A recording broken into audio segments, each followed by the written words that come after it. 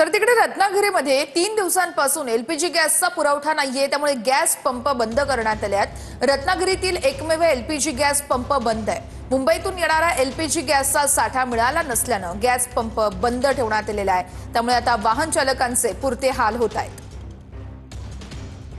आखाती देशातील युद्धाचा परिणाम आता जिल्ह्यातील एलपीजी ऑटो गॅसवरती सुद्धा झालेला पाहायला मिळतो आहे आणि जिल्ह्यातील एकमेव असलेला हा एलपीजी ऑटो गॅस पंपावरती सध्या गॅसचा पुरवठा या ठिकाणी होत नाहीये। गेल्या 8 दिवसांपासून गॅसचा एकही टँकर या ठिकाणी आलेला नाहीये। त्यामुळे गेल्या 3 दिवसांपासून हे ऑटो एलपीजी गॅस जो पंप आहे तो या ठिकाणी बंद असलेला पाहायला मिळतोय। 400 ते 500 वाहन चालक या एलपीजी गॅसचे ग्राहक आहेत आणि जवळपास 11,000 किलो क्षमतेचा जिल्ह्यातील हा एलपीजी ऑटो गॅस पंप आहे। सध्या या पेट्रोल पंपावर देखील गॅस नसल्याचे बोर्ड लागलेले आहेत। त्यामुळे एलपीजी वरती अवलंबून असणारे जे चालक आहेत किंवा ज्या गाड्या आहेत त्यांचे मात्र मोठे हाल होताना या ठिकाणी पाहायला मिळत आहेत।